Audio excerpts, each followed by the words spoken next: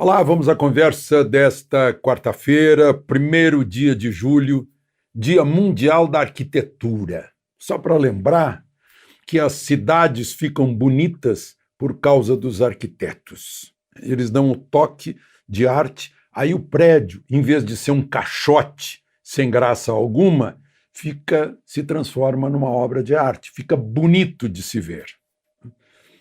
Parabéns aos arquitetos. E se você não estiver inscrito, inscreva-se. A gente está indo para o 2º milhão. E ao final não esqueça de dar o seu like ou o seu dislike.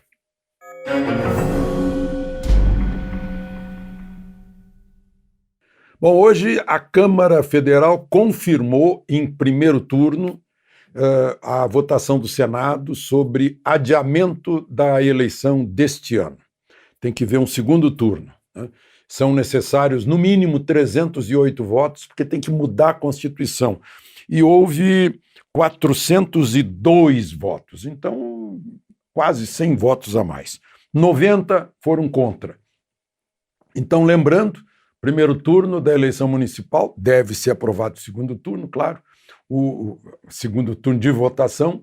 O primeiro turno da votação da eleição será no feriado, 15 de novembro, dia da República, e depois, onde houver segundo turno, no dia 29, com que, então, a propaganda eleitoral vai começar lá pelo, se não me engano, dia 10 de outubro. Bom, pelo menos adiou também a propaganda eleitoral.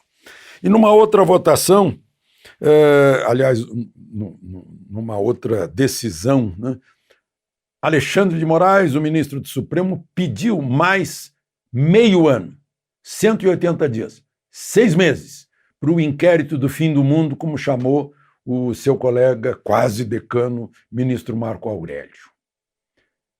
O que significa isso? Que até agora não achou nada, precisa de mais tempo para procurar, né? Mas isso não impediu que ele prorrogasse uma prisão temporária de um jornalista, Oswaldo Eustáquio. Um jornalista está preso. Sim. Jornalista premiado, inclusive, né? De destaque em reportagens investigativas, está preso. Pois é, hoje eu vi também a notícia de que o que reviraram numa chácara aqui perto de Brasília deixaram os pertences pessoais das pessoas assim em petição de miséria, né? Por quê? Porque a chácara estaria homiziando extremistas. Será que os extremistas fizeram em Brasília? Tocaram fogo em alguma coisa, cortaram alguma garganta, jogaram alguma bomba? Não aconteceu nada. Só houve protesto. Protesto que está garantido pela Constituição, direito de manifestação. Porque se valer isso, aí os governadores anteriores que hospedaram movimentos como o MST em lugares públicos, inclusive forneceram comida, né, vão ser considerados cúmplices pelo ataque ao Ministério da Agricultura, pelo ataque ao Itamaraty, pelo ataque à Câmara dos Deputados. Isso sim aconteceu, né? Eu não sei o que está acontecendo. Hoje, por exemplo, na China prenderam gente, tem uma nova lei de segurança nacional para impedir protestos. Cuba houve prisões hoje também porque fizeram um protesto contra a morte de uma pessoa na rua por parte da polícia. Tá muito estranho, muito estranho. Bom, a propósito, né, deu 44-32 no Senado. Tem gente que disse que foi equilibrado. Não foi, não. Isso é um desequilíbrio. 44 senadores votarem pela censura, fingindo que não sabem ler o artigo 5º da Constituição, o artigo 220 da Constituição. Meu Deus!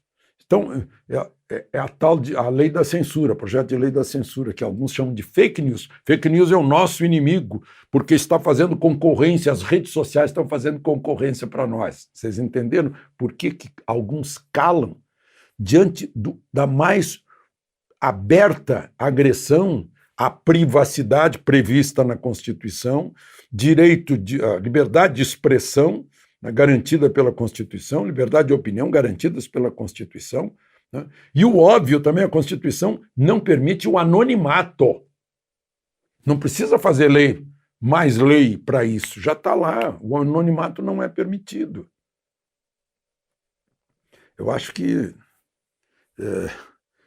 não havendo anonimato, a gente descobre quem foi o autor de ameaça, ou de injúria, calúnia, difamação, pega e cobra danos morais, pega no bolso, né?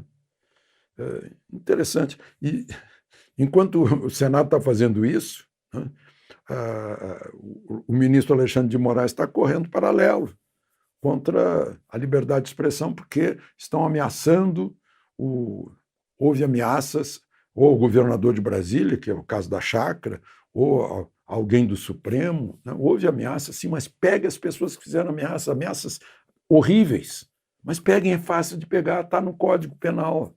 Né?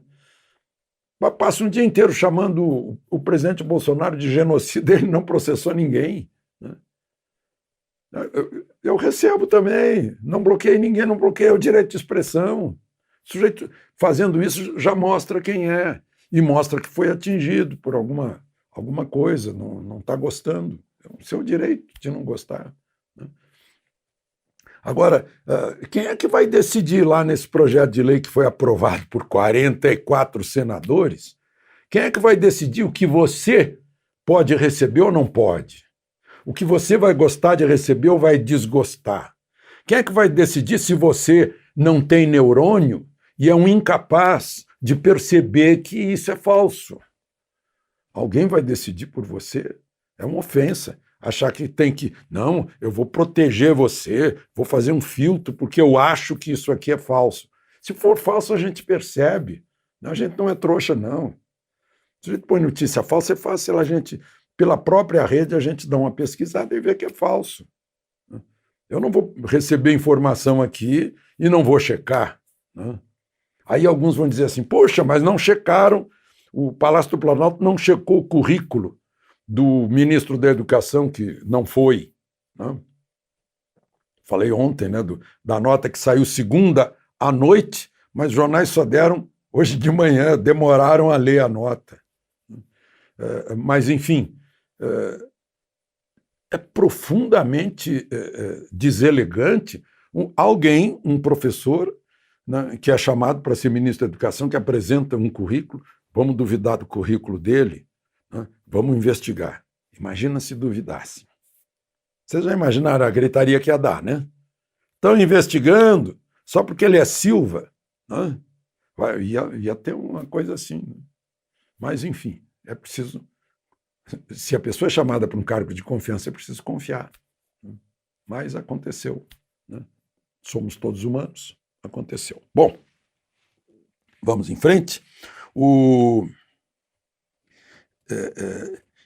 Eu queria me referir aí a uma nova demanda de imóveis, porque eu já falei disso aqui, tá? Quando eu falei do futuro do Brasil, que é o campo, a agricultura, né, eu mencionei que até as pessoas estão se mudando para o interior, onde há mais espaço para respirar, né? Há mais distância entre as pessoas, né? É uma herança aí dessa neurose do coronavírus, né? Então eu vi aqui dados do Imóvel Web, a procura de apartamentos com varanda para a pessoa sentar lá, pegar sol e pegar vitamina D, respirar ar puro, subiu 128%. A demanda por casa com quintal subiu 96%. E a demanda por uma residência rural subiu 25%. Interessante. Bom, eu queria me referir, eu estava revendo aquele nosso encontro, aquela live de sábado. Vejam só, foram distribuídas em Belém, né, só pela Unimed Belém, 55 mil doses de cloroquina. Não tinha mais a hidroxicloroquina, estavam receitando o disulfato de cloroquina. Né? Ou seja, a mesma cloroquina que se usa há 80 anos lá na região amazônica contra a malária. Teve 0 reação adversa. 0.